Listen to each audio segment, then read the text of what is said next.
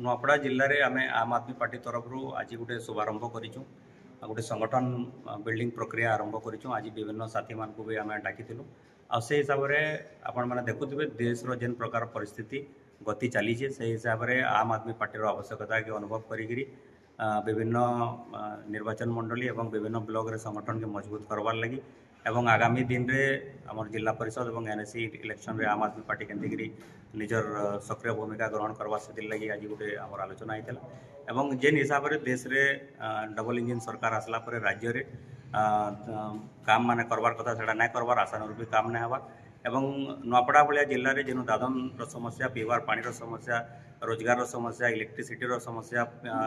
स्वास्थ्य समस्या स्कूल समस्या ये सब के लेकिन गोटे आलोचना है और आगामी दिन में आम आम आदमी पार्टी तरफ ये सब स्वर उत्तोलन करमु और पार्टी के संगठन के मजबूत करमु और जेन मैंने भी इहादे भोट चोरी कार्यक्रम में रहीचन डबल इंजिन सरकार छत्र छाया तले आम से केमती ट्रांसपेरेन्सी हो बोलिक आम भी डिमांड करूँ। आगामी दिन में जेन जिलापाल मीटिंग हवा इलेक्शन बाबद से आम आदमी पार्टी रिप्रेजेंटेशन जीवा एवं ये सब विषय आलोचना करवा केमती प्रत्येक लोकंर भोट देवार जेन अधिकार अच्छे से अक्षुण्ण रो एवं कैंसी प्रकार भोटर जदि